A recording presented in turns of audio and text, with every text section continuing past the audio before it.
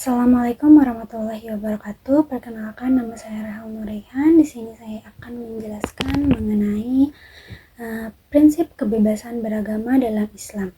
Secara etimologi, kebebasan beragama berasal dari dua kata, yaitu yang pertama bebas yang artinya merdeka, tidak terikat, tidak terpaksa, dan dapat melakukan keinginannya. Lalu yang kedua beragama, yaitu memeluk agama atau kepercayaan tertentu. Nah, dari pengertian yang saya jelaskan, maka kebebasan beragama dapat dimaknai sebagai suatu sikap yang tidak terikat atau merdeka untuk memeluk suatu agama atau keyakinan yang diinginkan. Kemudian, secara istilah, kebebasan beragama menunjukkan paham keberagaman yang didasarkan pada pandangan bahwa agama lain yang ada di dunia ini sebagai agama yang harus dihormati dan dihargai. Selain itu, untuk menunjukkan sikap kesadaran dan dalam akan adanya kemajemukan. Istilah kebebasan beragama menurut David E. After pada mulanya mengacu kepada masyarakat yang majemuk.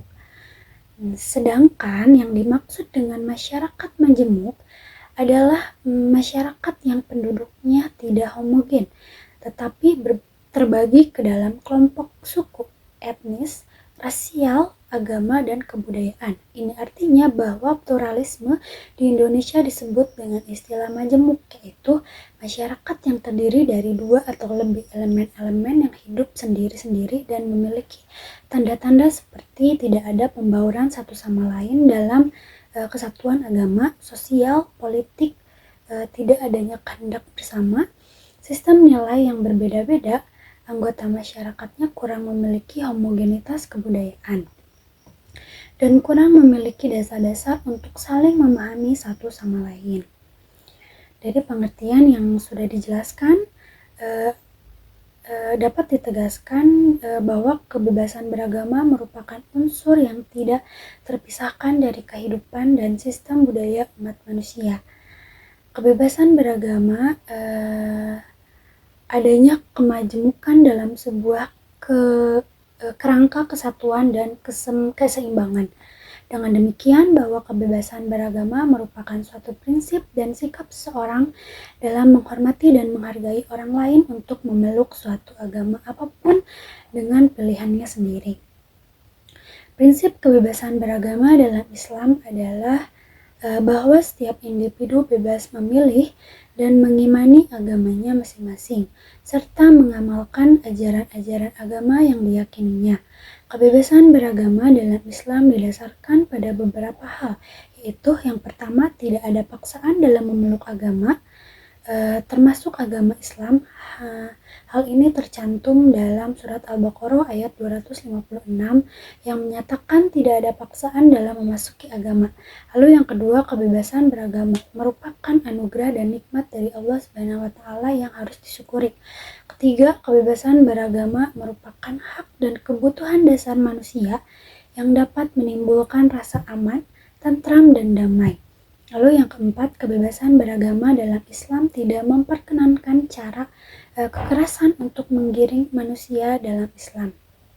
Yang kelima, kebebasan beragama dalam Islam tetap berpijak kepada garis-garis yang telah ditetapkan Al-Quran dan Sunnah Nabi Muhammad SAW.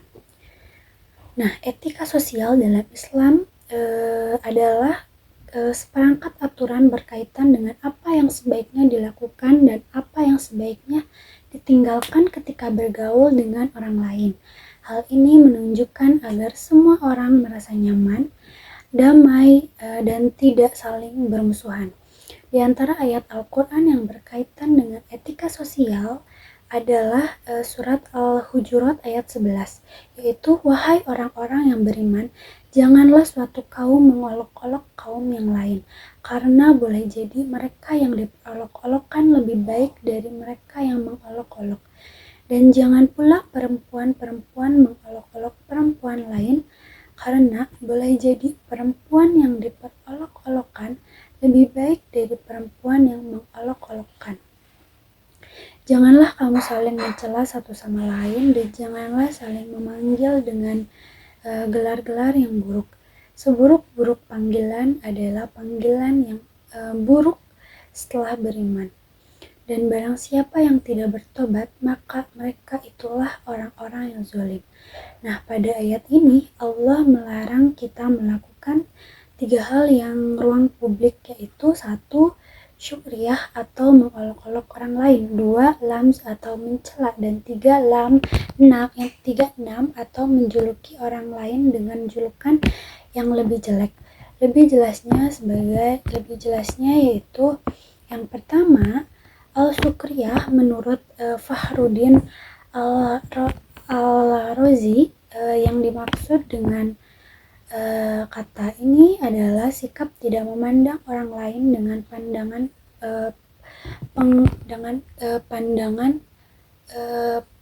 pengagungan, tidak mengakui eksistensinya dan menjatuhkannya dari derajat yang semestinya. Sebagai contoh, seseorang dalam sebuah perusahaan atau perkantoran melakukan sebuah pekerjaan dengan baik dan benar, tetapi karena atasannya tidak menyukainya, dia mengatakan di depan orang banyak bahwa apa yang telah dikerjakan oleh bawahannya tersebut jelek. Nah, atasannya ini tidak memberikan apresiasi kepada bawahannya dan tidak menjatuhkan derajat bawahannya di depan orang lain.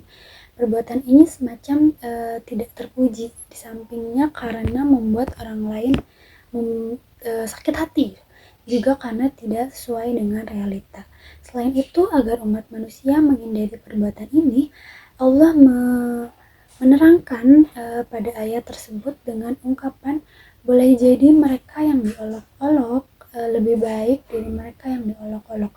Ungkapan ini menurut Al-Razi mengandung arti juga bahwa suatu ketika orang yang dihina atau diolok-olok dan direndahkan itu sangat mungkin akan menjadi orang yang justru lebih mulia dan lebih terhormat dari orang-orang yang menghina. Lalu yang kedua, Alam Fakhruddin al-Razi mengartikan kata ini menyebutkan aib atau kejelekan seorang di depan orang lain. Perbuatan ini pada dasarnya sesuai dengan realita, namun karena dikemukakan di depan orang lain, maka hal ini membuat orang lain malu dan sakit hati. Sebagai contoh, seorang murid memang bodoh, kemudian gurunya mengatakan di depan murid-murid yang lain, kamu bodoh. Pada dasarnya guru tidak salah secara objektif, namun hal ini tidak boleh dilakukan karena dapat menimbulkan kemarahan dan sakit hati pada anak tersebut. Atas dasar itu, Islam melarang perbuatan tersebut. Sebaliknya, Islam memerintahkan untuk semua menutupi aib dan kelemahan orang lain di ruang publik. Nabi Muhammad bersabda, barang siapa menutupi aib orang Islam, maka Allah akan menutupi aibnya pada hari kiamat. Ketiga, Al-Nabs. Ayat tersebut mengajarkan untuk tidak memberikan julukan yang jelek kepada orang lain. Misalnya seorang menjuluki orang lain dengan nama binatang atau dengan sebutan-sebutan yang lainnya tidak baik. Adapun menyematkan julukan atau nama yang baik kepada orang lain tidaklah dilarang oleh Islam, meskipun julukan tersebut hanya sebatas penamaan dan tidak sesuai dengan realita. Sebagai contoh, seseorang boleh bahkan dianjurkan menyematkan nama dan julukan yang baik kepada anaknya seperti anak pintar, anak soleh, anak baik, dan julukan baik lainnya. Meskipun sesungguhnya anak tersebut tidak seperti dalam julukan tersebut, karena penyematan nama semacam ini merupakan bagian dari doa untuk anak tersebut. Etika sosial yang saya jelaskan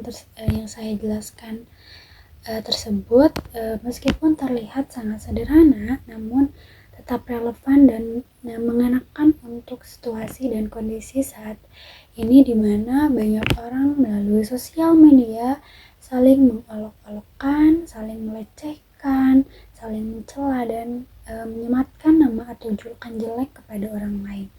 Sikap tersebut harus dihindari dan sebaiknya nggak memiliki sikap dan perilaku yang terpuji. Mungkin sekian penjelasan dari saya. Wassalamualaikum warahmatullahi wabarakatuh.